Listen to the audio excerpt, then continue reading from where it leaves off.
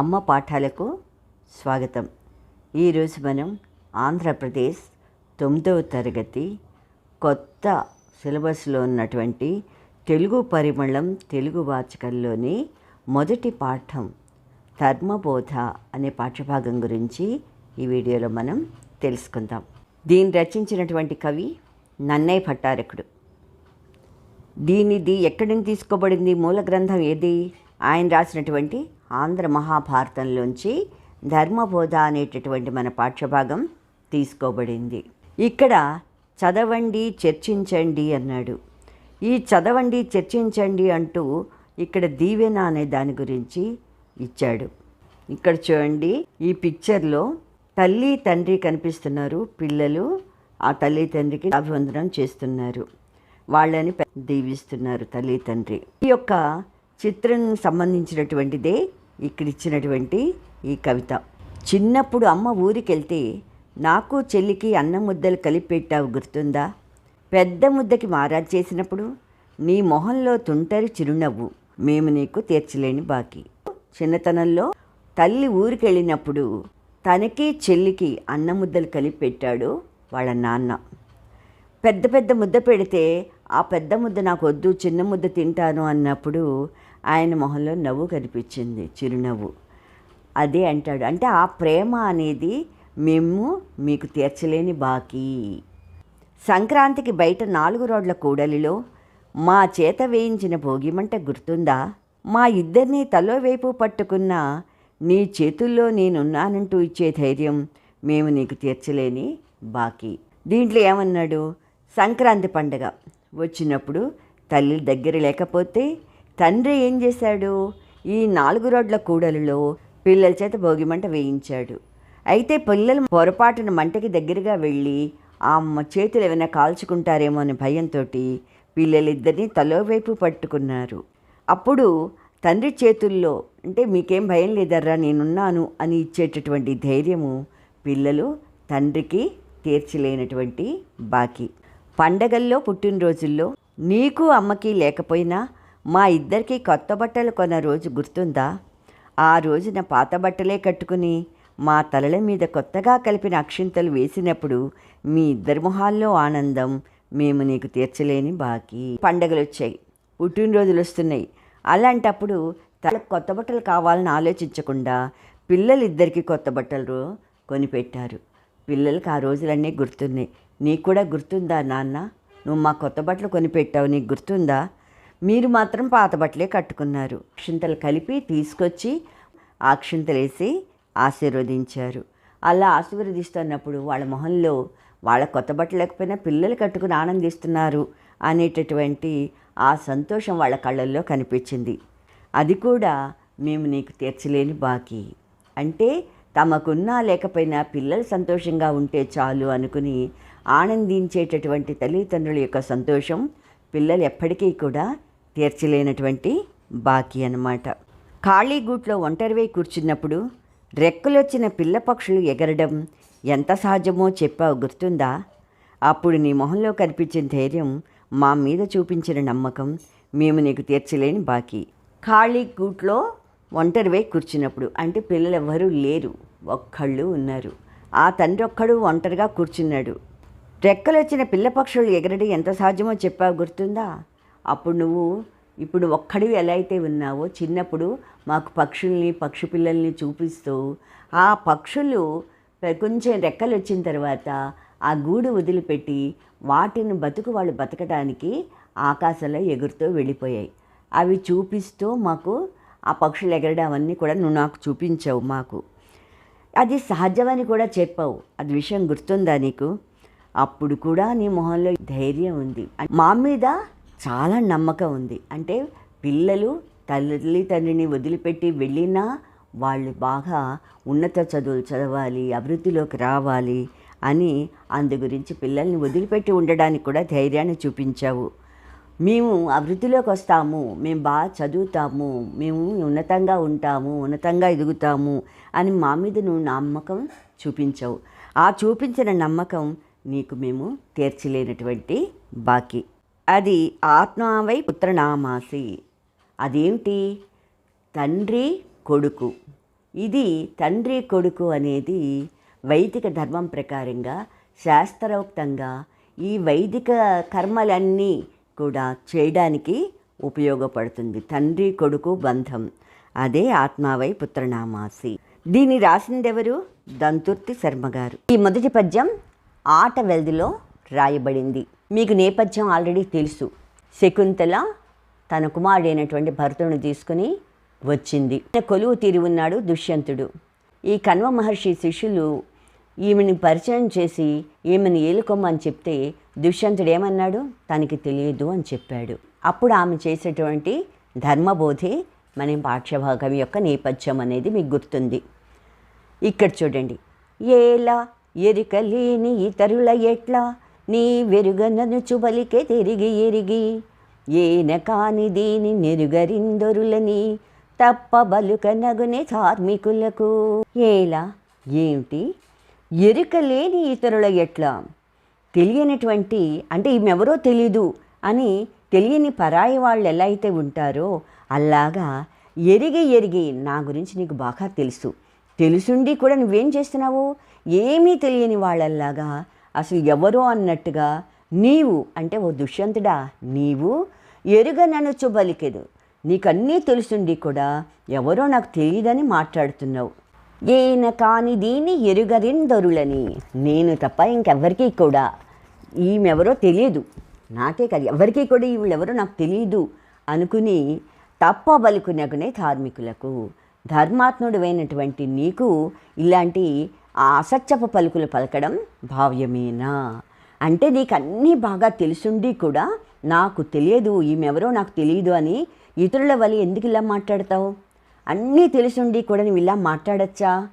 నేను తప్ప ఇతరులు ఎవ్వరు కూడా దీన్ని నెరుగరు కదా అని తప్పుగా మాట్లాడడం అనేది నువ్వు ధర్మాత్ముడు అయినటువంటి నీకు ఇది తగిన పనేనా? అంటే ధర్మాత్ములకు ఇలాంటి అసత్యాలు పలకడం అనేది ఇల్లు కాదు, ఇలా నువ్వు చెయ్యకూడదు అని ఈ పద్యంలో చెప్పడం జరిగింది. రెండో పద్యం చూడండి. ఇది చెంపకమాలలో ఉంది. విమల యశోనిధి పురుష వృత్త మెరింగుచునుండు జూవి వేదములను పంచభూతములు ధర్మువు సంఝలు అంతరాత్మయున్ యముడును చంద్రసూర్యులు అహంబును రాత్రియు అన్మహాపదార్థములివియుండగా నరుడు దక్కొన నేర్చునే తన్ను మృచ్చిలన్. ఇది ఇంపార్టెంట్ పద్యం. ఇక్కడ స్టార్ మార్క్ పెట్టాడు. ఇది ముఖ్యమైనటువంటి పద్యం. ఇంకొకసారి వినండి. విమల యశోనిధి పురుష వృత్త మెరింగుచునుండు జూవి వేదములను పంచభూతములు ధర్మువు సంఝలు అంతరాత్మయున్ యముడును చంద్రసూర్యులు అహంబును రాత్రియు అన్మహాపదార్థములివియుండగా నరుడు దక్కొన నేర్చునే తన్ను మృచ్చిలన్. దీని యొక్క ప్రతిపదార్థం విమల యశోనిధి. విమల యశోనిధి అంటే నిర్మలమైనటువంటి యశస్సు, కీర్తి, నిధి కలిగిన వాడా. అంటే నిర్మలమైనటువంటి నీర్తి కలిగిన ఓ దుష్యంత మహారాజా, పురుష వృత్త మెరుగుచుండు చూవి వేదాలు. ఏమిటి పురుష వృత్త మెరుగుచుండు? వేదములు, పంచభూతములు, ధర్మువు, సంఝలు, అంతరాత్మయులు. వేదములు అంటే వేదాలు, పంచభూతములను, పంచభూతములు అంటే పంచభూతాలు, భూమి, నీరు, అగ్ని, వాయువు, ఆకాశం ఇవన్నీ ఉన్నాయి కదా, ఈ 5 పంచభూతాలు అంటారు. ధర్మువు అంటే ధర్మదేవత. సంఝలు ఉదయం సంధ్య, సాయంత్రం సంధ్య అని సంధ్యలు 2 రకాలు ఉన్నాయి. ఈ సంధ్యలు అంతరాత్మయున్ ప్రతి మనిషి యొక్క మనస్సు. యముడును యమధర్మరాజు, చంద్రసూర్యులు సూర్యుడు చంద్రుడు, అహంబున్ రాత్రియు పగలు రాత్రి, మన్ మహాపదార్థములివి ఉండగా ఇలాంటి గొప్ప పదార్థాలు ఉన్నాయి, అంటే గొప్ప విషయాలు ఉన్నాయి. పురుష వృత్త మెరింగుచునుండు జూవే, ఇవన్నీ ఉండకూడా పురుష వృత్తము. పురుష వృత్తం అంటే నరుడు తన యొక్క నడవడిక. ఎరింగుచుండు జూవే, ఇవన్నీ కూడా చూస్తూనే ఉంటాయి సుమా. ఏవేమిటి? వేదాలు, పంచభూతాలు, ధర్మదేవత, సంధ్యలు, మనస్సు, యముడు, చంద్రసూర్యులు, పగలు రాత్రి.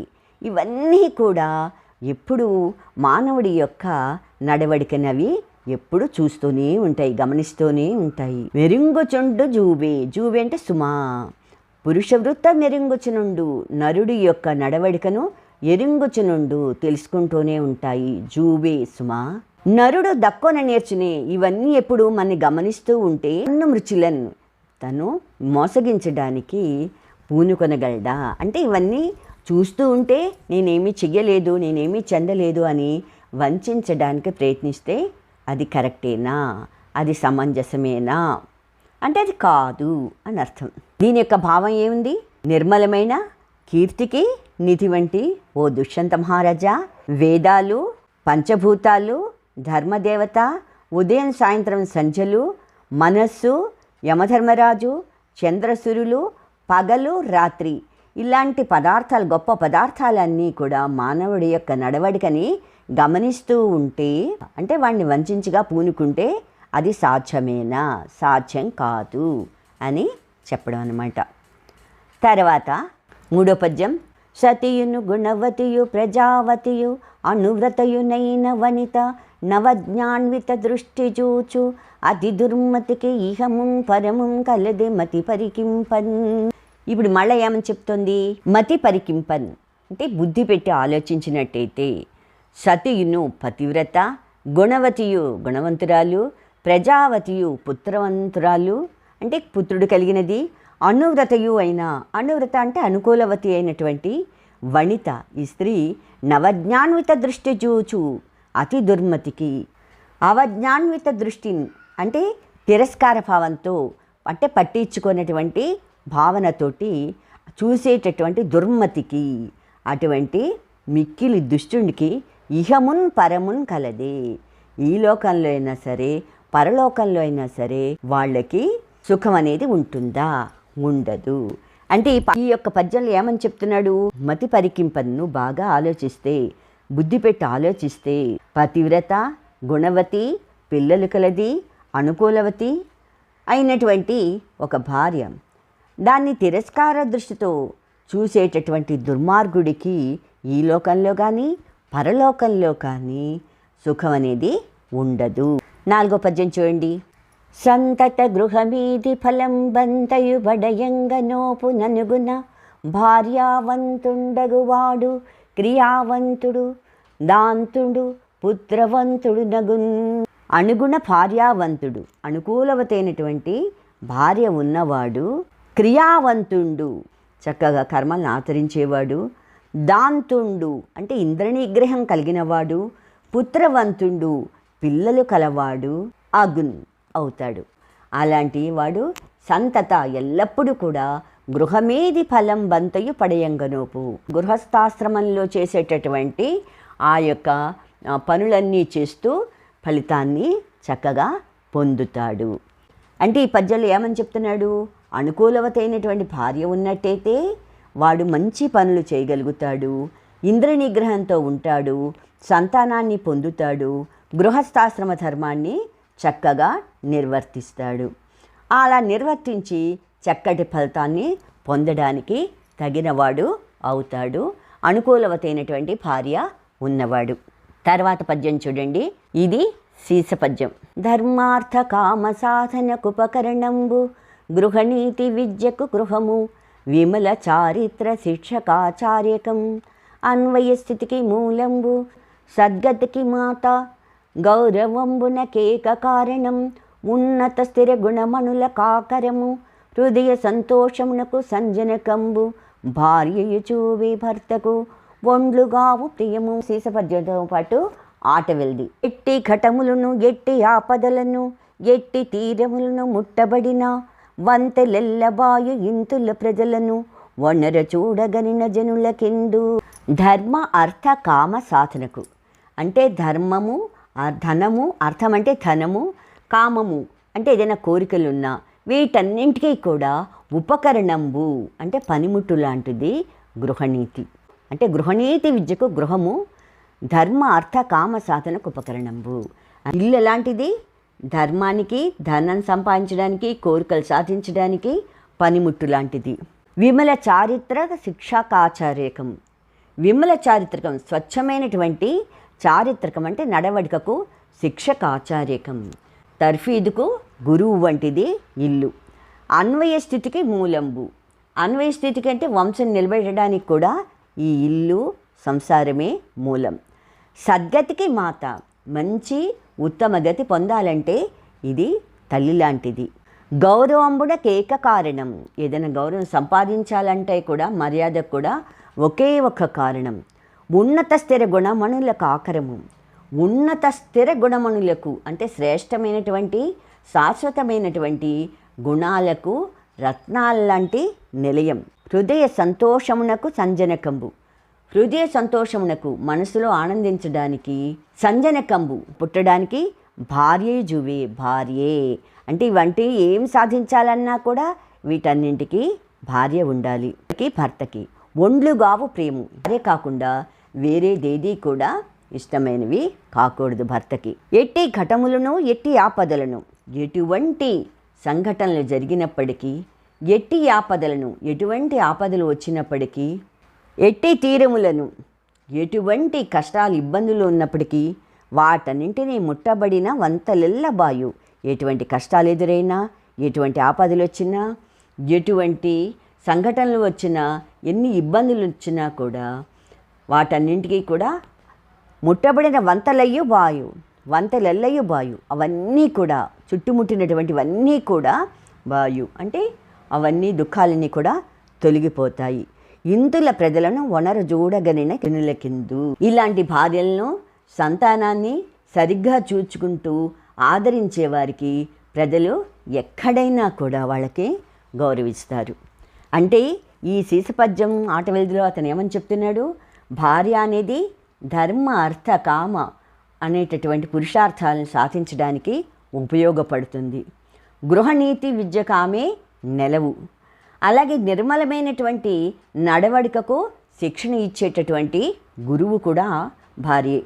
వంశం స్థిరంగా కొనసాగాలంటే భార్య ఉండాల్సింది, ఆమె మూలం. మంచి ఉన్నత స్థితికి వెళ్ళాలంటే తల్లి ఉండాలి. మర్యాద కూడా తల్లే ఒక కారణం. ఉన్నతమైనటువంటి మంచి గుణాలకు మణి వంటిది భార్య ఉండేటటువంటి ఇల్లు. మనసులో సంతోషాన్ని పుట్టించాలన్నా భర్తకు భార్యే ఉండాలి. తర్వాత పద్యం. తన నీడ నీళ్లలో నేర్పడ చూచినట్లు లోకస్తుత తత్సుతును జనకుండు సూచి మహదానంబు పొందు అతిశయ ప్రీతిమయిన్. లోకస్తుత అంటే లోకల్లో ఉండే ప్రజలందరి చేత స్తుతించబడేవాడా, పొగడబడేటటువంటి ఓ దుష్యంత మహారాజా, తాను తన నీడ నీళ్లలో ఏర్పడ చూచినట్లు, తాను తన నీడని నీళ్లలో చూసినట్టుగా తత్సుతుడు జనకుండు సూచి మహదానంబు పొందు. తన యొక్క కుమారుడు తన నీడ నీళ్లల్లో ఎలా అయితే ప్రతిబింబిస్తుందో అలాగే తన వల్ల పుట్టినటువంటి ఆ కుమారుణ్ణి చూసి మహదానంబు పొందు అతిశయ ప్రీతి మెయిన్. నీ మనసులో సంతోషపడు. అంటే ప్రతివాడు కూడా తండ్రి తన కుమారుణ్ణి చూసి చాలా ఇష్టంతో గొప్ప ఆనందాన్ని పొందుతాడు. అంటే దీని భావం ఏమిటి? ప్రజలందరి చేత పొగడబడేటటువంటి ఓ దుష్యంత మహారాజా, నీళ్లలో ఏర్పడినటువంటి తన నీడని తాను చూసుకున్నట్టుగా తండ్రి తన కుమారుని చూసి చాలా సంతోషపడతాడు. అతిశయ ప్రీతిమీన్, చాలా ఇష్టంతో చాలా సంతోషాన్ని పొందుతాడు. తర్వాత పద్యం చూడండి, ఇది కంద పద్యం, 7వ పద్యం. నీ పుణ్యతను వలనన ఈ పుత్రకుడు ఉద్భవిల్లి ఎంతయు నొప్పున్ దీపంబు వలన నుండక దీపము ప్రభవించినట్లు తేజంబెసగన్. నీ పుణ్యతను వలన అంటే నీ పవిత్రమైనటువంటి శరీరం వల్ల ఈ పుత్రకుడు ఉద్భవిల్లే, నాకు ఈ కుమారుడు జన్మించాడు. దీపంబు వలన ఉండక దీపం ప్రభవించినట్లు, ఒక దీపం నుంచి ఇంకొక దీపం ఏ విధంగా అయితే ప్రకాశాన్ని ఇస్తుందో అలాగే నీ పుణ్యమైనటువంటి శరీరం మూలంగా నాకు ఈ పుత్రుడు జన్మించాడు. అంటే దీని భావం ఏమన్నాడు? ఒక దీపం వల్ల మరొక దీపం పుట్టి కాంతి వ్యాపిస్తుంది. అలాగే నీ పవిత్రమైనటువంటి శరీరం వల్ల ఈ భర్తుడు పుట్టాడు, ఎంతో ప్రకాశిస్తాడు. 8వ పద్యం మత్తేపంలో ఉంది. మా అన్నాడు. మా అంటే మత్తేపం. ఇది స్టార్ మార్క్ పెట్టబడింది. ముఖ్యమైన పద్యం. విపరీత ప్రతిభాషలేమిటికి ఉర్వీనాథ ఈ పుత్రగాత్ర పరిష్వంగ సుఖంబు సేకునుము ముక్తాహార కర్పూర సాంద్ర పరాగ ప్రసరంబు చందనము చంద్రజ్యోత్స్నయం పుత్రగాత్ర పరిష్వంగమునట్లు జీవులకు హృద్యంబే కడున్ సీతమే.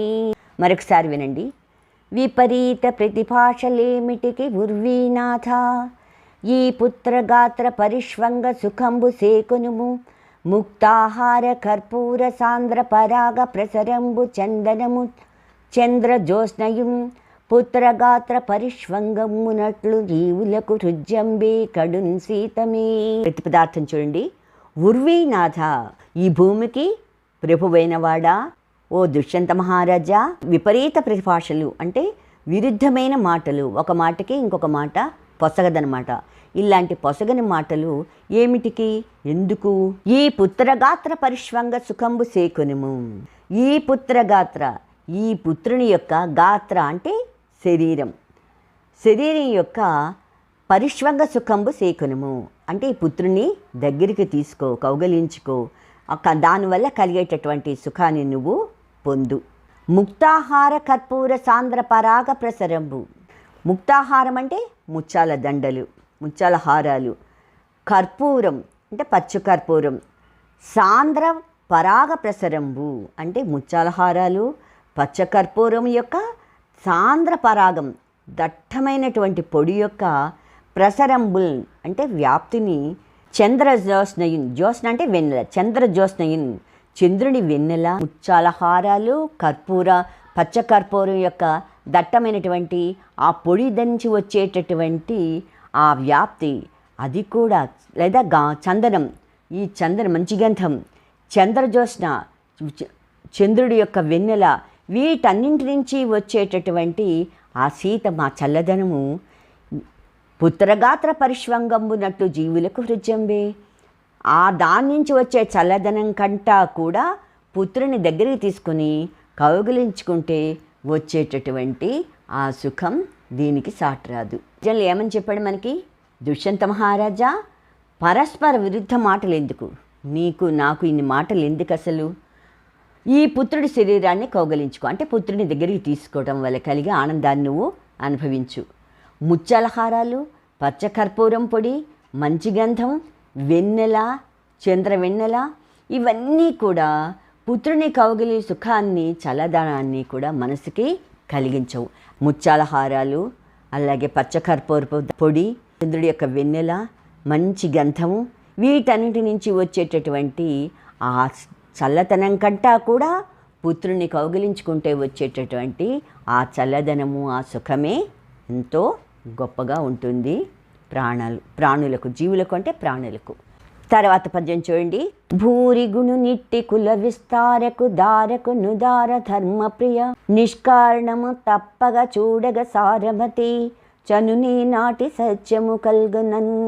ధర్మప్రియ, ఉత్తమమైన ధర్మాన్ని ఇష్టపడేవాడా, సారమతి మంచి బుద్ధి కలిగినటువంటి వాడా, నాటి సత్యము, నాటి అంటే అప్పుడు, ఆ కాలంలో మన వివాహం జరిగినప్పుడు ఇచ్చినటువంటి సత్యము మాట ఉంది చూసావా, ఆ మాట కలుగునన్ అంటే వాస్తవము. నువ్వు నేను వివాహం చేసుకున్నా అప్పుడు నువ్వు ఇచ్చిన మాట అదంతా కూడా వాస్తవం.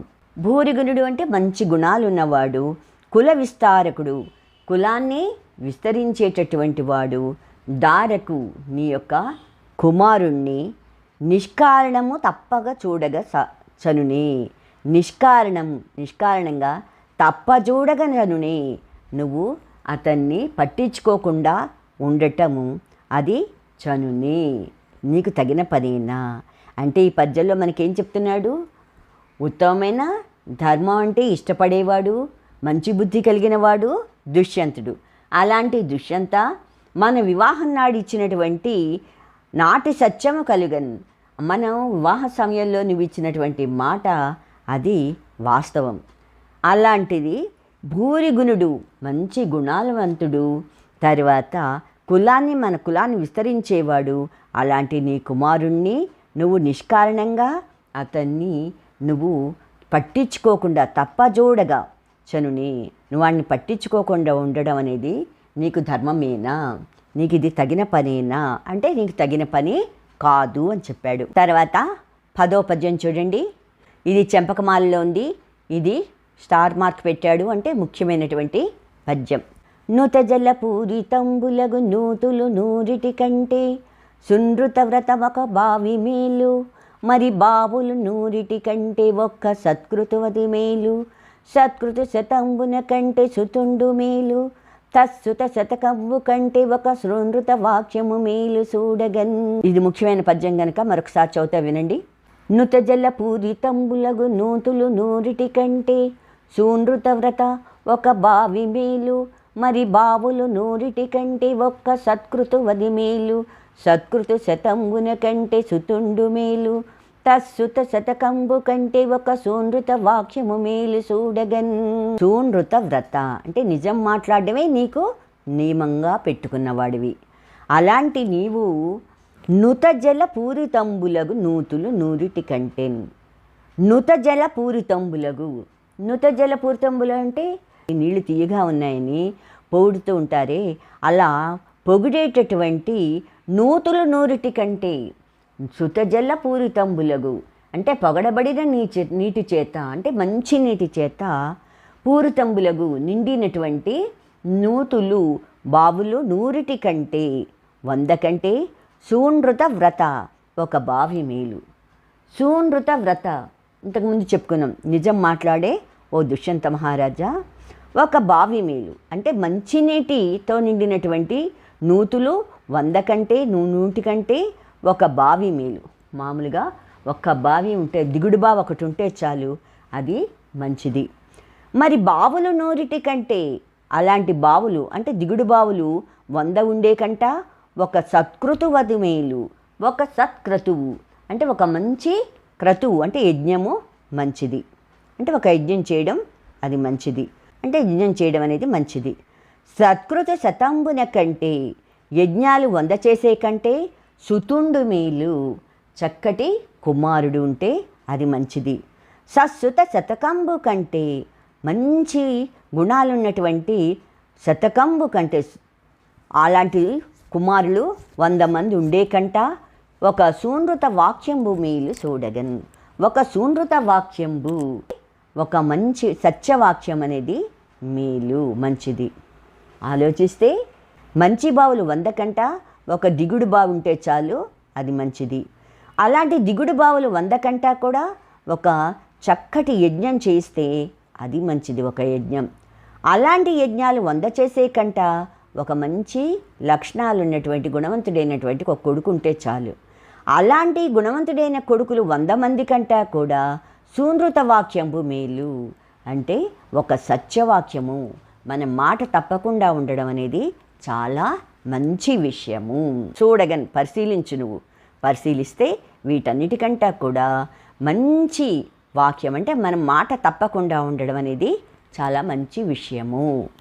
దీని యొక్క భావం అంటే నిజాలు చెప్పడమే నియమంగా కలిగిన ఓ దుష్యంత మహారాజా 100 మంచినీటి బావుల కంటే కూడా ఒక దిగుడు బావి మంచిది. అలాగే 100 దిగుడు బావుల కంటే కూడా ఒక మంచి యజ్ఞము మంచిది. అలాంటి 100 యజ్ఞాల కంటే కూడా ఒక గుణవంతుడైనటువంటి కొడుకు ఉంటే అదే మంచిది. అలాంటి గుణవంతుడైన కొడుకులు 100 మంది కంటే కూడా సత్యవాక్యము అన్నిటికంట మేలైంది. అంటే మాట తప్పకపోవడం అనేది అన్నిటికంట గొప్ప విషయం పరిశీలిస్తే. తర్వాత పద్యం చూడండి. ఇది కంద పద్యం 11వ పద్యం. వెలయంగా స్వమేధంబులు వేయును ఒక్క సత్యమును నిరుగడలందులో నిడి తూపగా సత్యము వలన ములుసూపు గౌరవంబున పేర్మిన్. ఇరుగడలందు నిడి తూపగా ఒక త్రాసులో ఒక భాగంలో 1000 అశ్వమేధ యాగాల ఫలాన్ని, ఇంకొక భాగంలో ఒక సత్యాన్ని అంటే నిజాన్ని వేసి తూచినట్టయితే సత్యము వలన ములుసూపు అది ఏం చేస్తుంది? ఆ ముళ్ళు, ఆ త్రాసు యొక్క ముళ్ళు సత్యం వైపే చూపిస్తుంది. ఇది గౌరవంబు పేర్మిన్. ఇదంతా కూడా గురుత్వం నందలి అంటే బరువుతోటి ఒక త్రాసులో 1000 అశ్వమేధ యాగాల ఫలాన్ని ఒకవైపు ఉంచి ఒకే ఒక సత్యాన్ని మరొక వైపు ఉంచి తూచినట్టయితే సత్యం యొక్క బరువు వల్ల త్రాసుముళ్ళు సత్యం వైపే మొగ్గుతుంది. అంటే 1000 అశ్వమేధాగాల కంటా కూడా సత్యమే గొప్పది అని చెప్తోంది. తర్వాత 12వ పద్యం తేటగీతిలో ఉంది. సర్వతీర్థాభిగమనంబు సర్వవేద సమధిగమము సత్యంబుతో సరికావు ఎరుగమెల్ల ధర్మంబులకెందు పెద్దయండ్రు సత్యంబు ధర్మజ్ఞులైన మునులు. సర్వతీర్థాభిగమనంబు అంటే సమస్త తీర్థాలు, అన్ని తీర్థాలు తిరిగి రావడము. సర్వవేద సమాధిగమము అన్ని వేదాలని కూడా అధ్యయనం చేయడము. ఏం చేసినా కూడా సత్యంబుతో సరికావు. మనం మాట మాట్లాడి ఆ నిజం మీద, మనం మాట్లాడే ఆ మాట మీద ఉన్నటువంటి, ఆ సత్యం మీద ఉన్నటువంటి దాంతో పోలిస్తే ఎన్ని తీర్థాలు తిరిగినా, ఎంతగా వేదం చదివినా దీంతో సత్యానికి అవి సమానం కావు. ఎరుగు ఎల్ల ధర్మంబులకెందు పెద్ద ఎండ్రు సత్యంబు ధర్మజ్ఞులైన మునులు. ధర్మం తెలిసినటువంటి ఈ పెద్దవాళ్ళందరూ, ఈ మునులందరూ కూడా ఏమని చెప్తున్నారు? అన్ని ధర్మాల కంటే కూడా సత్యం మాట్లాడడం, నిజం చెప్పడం అనేది అన్నిటికంటే గొప్ప విషయము, గొప్ప ధర్మము అని ధర్మం తెలిసిన ఋషీశ్వరులందరూ కూడా చెప్తారు. ఇక్కడ చిత్రంలో చూశారు కదా, అక్కడ ఆసనం మీద దుష్యంత మహారాజు తర్వాత కొడుకుని పెట్టుకుని శకుంతల నిలబడి ఉంది. తర్వాత పద్యం చూడండి, కంద పద్యం. ఇది 13వ పద్యం. కావున సత్యము మిక్కిలిగా విమల ప్రతిభం దలచి కణ్వాశ్రమ సంభావిత సంయస్థితి దయ కావింపుము కొడుకు చూడు కరుణా దృష్టి. కావున అందువల్ల అంటే అన్ని ధర్మాల కంటే కూడా సత్యం మాట్లాడడం, నిజం చెప్పడము అనేది గొప్ప విషయం. అందుకని కావున అందువల్ల సత్యము మిక్కిలిగా విమల ప్రతిభం దలచి ఆట మీద నిలబడ్డము, నిజం చెప్పడమే గొప్ప విషయంగా నువ్వు భావించి కణ్వాసన సంభావిత సమయస్థితి దయగావింపుము. సంభావిత అంటే అప్పుడు మనం కణ్వ మహర్షి ఆశ్రమంలో నీవు చేసినటువంటి ప్రతిజ్ఞను దయగావింపుము, దయతో నెరవేర్చు. కొడుకును చూడు కరుణా దృష్టిని, నీ కొడుకుని మీద దయని చూపించు. అంటే దీంట్లో ఏమంటున్నాడు? ఇంతకుముందు అన్ని ధర్మాల కంటే సత్యం మాట్లాడమే గొప్ప అని చెప్పింది కదా. కావున అందువల్ల సత్యమే గొప్పది. విమల ప్రతిభందలచి అది నువ్వు కూడా నిజం చెప్పడమే గొప్పగా భావించి కణ్వాశ్రమ సంభావిత సమయస్థితి దయగావింపుము. అప్పుడు కణ్వాశ్రమంలో నువ్వు ఇచ్చినటువంటి ఆ మాటని నువ్వు దయతో ఇప్పుడు అమలుపరచు. కొడుకు చూడు కరుణా దృష్టిని, నీ కొడుకుని నువ్వు దయతో అతన్ని దగ్గరికి తీసుకో, ఆదరించు అనిన శకుంతల పలుకులు సేకొనొల్లక దుష్యంతుడు ఇట్లనియే. ఇంకిదిగా ఆమె చెప్పినప్పటికీ కూడా ఆ మాటలన్నీ విన్నాడు దుష్యంతుడు. అయినా ఒప్పుకోలేదు. ఒప్పుకోకుండా మళ్ళా ఏమని చెప్తున్నాడో దుష్యంతుడు శకుంతలతోటి 15వ పద్యంలో చూడండి. ఇది కందపద్యం. కమ్మంటే కందపద్యం. కందపద్యంలో రాయబడింది. ఏమన్నాడు? ఏనెట నీవెట సుతుడెట ఏ నెన్నడు తొల్లి చూచి ఎరుగను నిన్ను మానినుల సత్య వచనములు నా నిట్టుల సత్య భాషణం ఉచితంబే. ఏనెట నేనెక్కడా, నీవెట నీవెక్కడా, సుతుడెట ఇంకా సుతుడెక్కడ, కొడుకెక్కడ, నేనెవరు, నువ్వెవరు, కొడుకెవరు? ఏ ఎన్నడు తొల్లి చూచి ఎరుగను నిన్ను, నేనెప్పుడు కూడా నిన్ను చూడలేదు ఇంతకుముందు. మానినుల అసత్య వచనములు నా నిట్టుల అసత్య భాషణం ఉచితంబే. ఆడవాళ్ళు అబద్ధాలు చెప్తారు అని అంటూ ఉంటారే, ఆ మాట్లాగే నువ్వు ఇప్పుడు అసత్యం మాట్లాడడం అనేది నీకు తగిన పనేనా అని ఎదురు శకుంతలని అంటున్నాడు దుష్యంతుడు. అంటే ఏమన్నాడు? నేనెక్కడా, నువ్వెక్కడా, ఈ కొడుకేమిటి, ఇంతకు ముందు నిన్నెప్పుడూ చూడలేదు. స్త్రీలు అబద్ధాలు ఆడతారన్నట్టుగాని నువ్వు ఈ విధంగా అబద్ధాలు అసత్యం పలకడం అనేది నీకు తగిన పనేనా అని చెప్పి ఎదురు ప్రశ్నించాడు దుష్యంతుడు శకుంతల్ని. ఉచితంబే, ఇది నీకు ఉచితం కాదు అని చెప్పాడు. 16వ వచనం. ఇంకా దైవంబు కాని ఎండు శరణంబు లేదని ఆ పరమ పతివ్రత తనయుండోట్కొని క్రమ్మరి పోవనున్న అవసరంబున. ఇక అప్పుడు అనుకుంది, ఇంకా దుష్యంతుడు ఇలా మాట్లాడితే ఇంక నేనేం చేయగలను, ఆ దేవుడే తప్ప నాకు ఇంకా వేరే దిక్కు లేదు అనుకుని ఆ పరమ పతివ్రత అయినటువంటి శకుంతల కొడుకును తీసుకుని తిరిగి వెళ్ళడానికి సిద్ధపడినటువంటి సమయంలో తర్వాత పద్యం చెంపకమాలలో ఉంది. 17వ పద్యం. గొనకొని వీడు నీకును శకుంతలకును ప్రియనందనుండు సేకొని భరింపు మీతని శకుంతల సత్యము పల్కే సాధ్వి సద్వీనుత మహాపతివ్రత వివేకముతోనని దివ్యవాణిదా వినిచె దారాధినాథునకు విస్మయమందగ తత్సభాసదుల్. గొనకొని ఇంకేమీ లాభం లేదనుకుని కొడుకుని తీసుకుని ఆమె వెళ్ళడానికి సిద్ధపడినప్పుడు, వీడు నీకును శకుంతలకును ప్రియనందనుండు, నీకు శకుంతలకు పుట్టినటువంటి ప్రియపుత్రుడు వీడు. సేకొని భరింపమితన్ని, ఇతన్ని నువ్వు దగ్గరికి తీసుకుని స్వీకరించు. శకుంతల సత్యము పలికే, శకుంతల నిజమే చెప్పింది. సాధ్వి, ఆమె పతివ్రత. సద్వినుత, ఉత్తముల చేత కీర్తింపబడింది. మహాపతివ్రత ఈవిడ.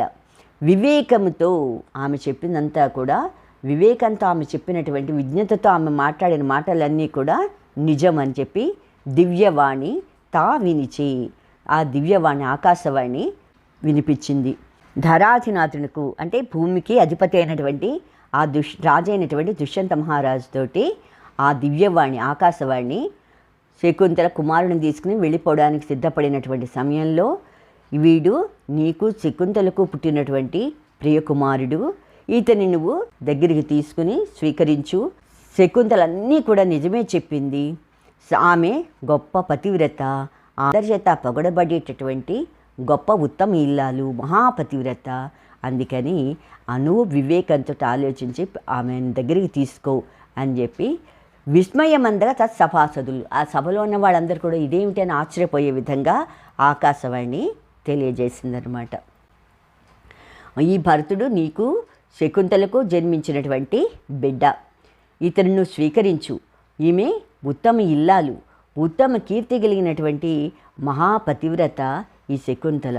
అందుకని ఆమె చెప్పిందంతా కూడా ఆమె విజ్ఞతతో, వివేకంతో, అంటే విజ్ఞతతో ఆమె చెప్పినవన్నీ కూడా నిజాలే అని ఆకాశవాణి సభలో ఉన్న వాళ్ళందరూ విని ఆశ్చర్యపోయేటట్టుగా రాజుకి వినిపించింది.